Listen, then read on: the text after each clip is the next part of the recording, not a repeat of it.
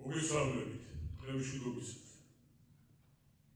ბატონო გიორგი, ბატონო მინისტრო, ბატონო დავით, ბატონო ლევან, ბატონო აზურ, ბატონო სოსო, ბატონებო და ქალბატონებო, ჩემო თანამებრძოლებო, აფხაზეთის მეომართა კავშირიდან და საერთოდ მებრძოლებო, რომელიც დღეს ესწრებით ამ უაღრესად მნიშვნელოვან ცნობას და ვინც გარედან თვალსაჩინო. ნება მიმოძეთ ვეტერანების საქმეთა სახელმწიფო სამსახურის სახელით გულითადად მივესალმოთ თქვენ კონფერენციას, ღონისძიების მასპინძლებს, მოწვეულ სტუმრებსა და დამსწრე საზოგადოებას. ჩემთვის დღეს აქ ყოფნა განსაკუთრებული პატივი და პასუხისმგებლობაა, რადგან დარბაზში მრავლად ვხედავ ადამიანებს, ვისთან ერთადაც 33-34 წლის წინ მეც მხვდარწილად ჩვენი ქვეყნის ულამაზესი კუთხისთვის, აფხაზეთისთვის და მთლიანად საქართველოს თავისუფლებისათვის ბრძოლა. უფრო ზუსტად, ეს იყო 14 თვიანი დეკლარირებული უთანასწორო ბრძოლა, რომელიც გრძელდებოდა 94 წლის მიმართულებითაც და მიმდინარეობითაც ზემო აფხაზეთის კოდორის ხეობის და ამ მიმართულებით. ბრძოლა საქართველოსთვის 1000 ჯურის მტრების მიერ გაჩაღებული სრულმასშტაბიანი ომის საქართველოს თავისუფლებისა და დამოუკიდებლობის წინააღმდეგ.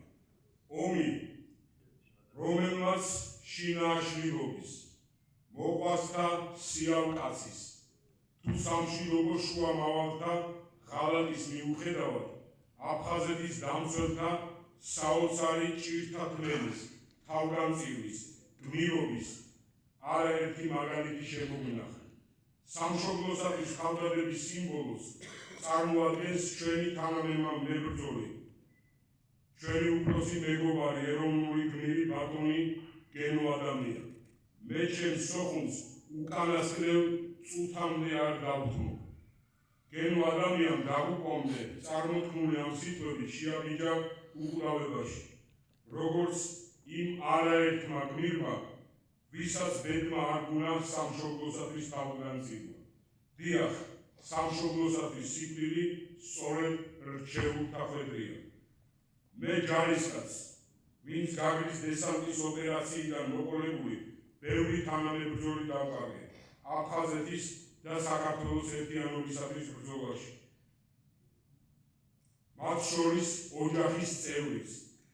არ მიყვარს ვინმეს გამოყოფა, მაგრამ აქ ამ დარბაზში არ შეიძლება არ გავიხსენოთ ასევე აფხაზეთის ავტონომიური რესპუბლიკის მთავრობის თავმჯდომარე, საქართველოს ეროვნული გმირი ჟიული შარტავა, მამია ალასანია, გურამ გაბისკირია და მათთან ერთად სოხუმისათვის უთანასწორო ბრძოლაში დაცემული მთავრობის სახლის დამცველები და სხვა მებრძოლები.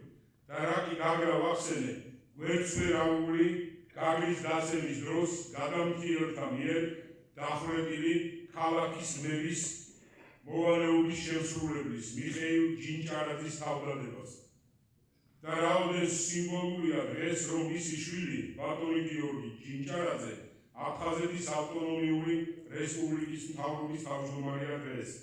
ყველანი ვხედავთ და ეს ხაზგასმით უნდა ითქვას, რომ ბატონი გიორგი თავის თანამებრძოლებთან ერთად საქართველოს ცენტრალური ხელისუფლების მეთაურობით ძალღონეს არიშულებენ იმისთვის, რომ საქართველოს მოქალაქეებმა, ჩვენ ვეტერანებმა, თადარიგში მყოფმა თუ მოქმედმა სამხედროებმა გაერთიანებული ძალისხმევით და ურთიერთთანადგომით მივახციოთ ჩვენს სამოყვარ მიზანს, საქართველოს გამთლიანებას. ამ მთლიანობის სულისკვეთებით არის შეკრებილი დღევანდელი კონფერენციაც, რომელსაც წარმატებას ვუსურვებ და პირადად ჩემი და ვეტერანების საქმეთა სახელმწიფო სამსახურის თანამშრომელთა მიერ წარმატება მინდა უსურვო. ღმერთი ფარავდეს ჩვენს ქვეყანასა და თითოეულ ჩვენგანს და თქვენგანს, ჩვენთან არის ღმერთი. დიდება ღმერთს.